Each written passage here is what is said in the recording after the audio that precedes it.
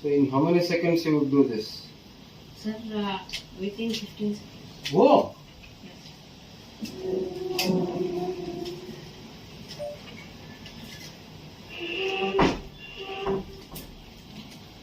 How is it so easy for you, man? I've tried it since my childhood. I never got it. Okay.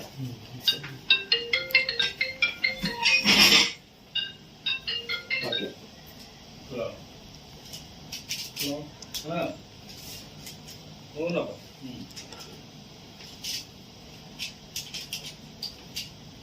Oh, done, huh?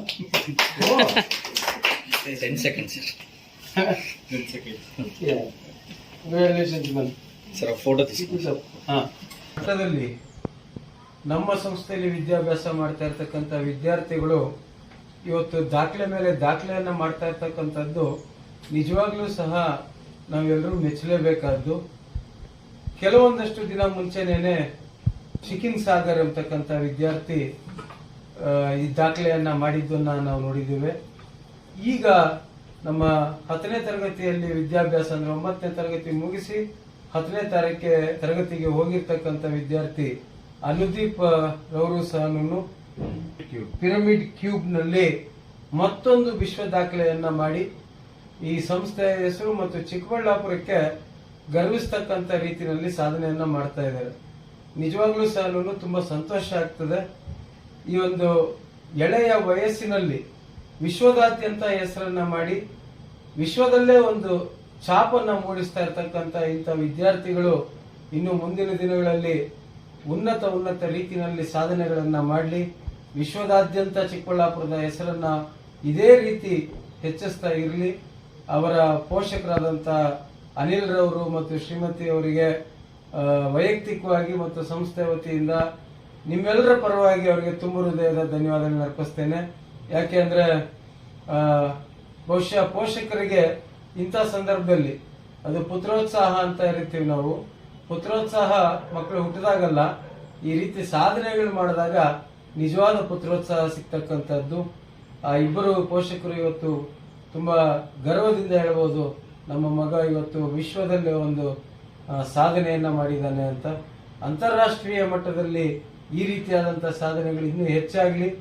ನಮ್ಮ ಚಿಕ್ಕಬಳ್ಳಾಪುರದ ವಿದ್ಯಾರ್ಥಿಗಳು ಇಡೀ ವಿಶ್ವದಲ್ಲೇ ಈ ರೀತಿ ದಾಖಲೆಗಳನ್ನ ಮಾಡ್ತಾ ಹೋಗ್ಲಿ. ಮುಂದಿನ ದಿನಗಳಲ್ಲಿ ಇನ್ನಷ್ಟು ಜನ ಈ ದಾಖಲೆಗಳನ್ನ ಮಾಡಲಿ. ಈ ವಿದ್ಯಾರ್ಥಿ ಅನುದೀಪ್ಗೆ ಬರ್ತಕ್ಕಂಥ ದಿನಗಳಲ್ಲಿ ಎಲ್ಲ ರೀತಿಯಾದಂತಹ ವಿದ್ಯೆ ಭಗವಂತ ಕೊಟ್ಟು ಇನ್ನಷ್ಟು ಸಾಧನೆಗಳನ್ನ ಮಾಡಿಸ್ಲಿ ಅಂತ ಭಗವಂತನಲ್ಲಿ ಪ್ರಾರ್ಥನೆ ಮಾಡ್ತೇನೆ. Keep it up.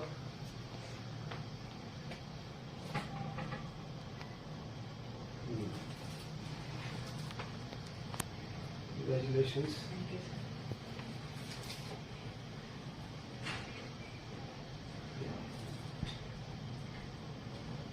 Lower this. Okay. Or side it. Yeah. Okay. Hold this.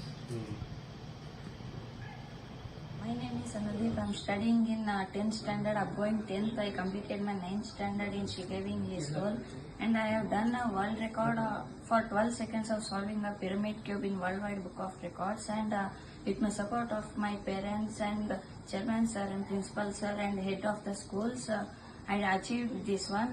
And this is considered as a world record. And mostly I practiced it. Since for 1-2 months before only I was practicing, trying. First I was doing for 30 seconds, then 25, 20. Like that I improved and finally done it for 12 seconds and it was considered by them.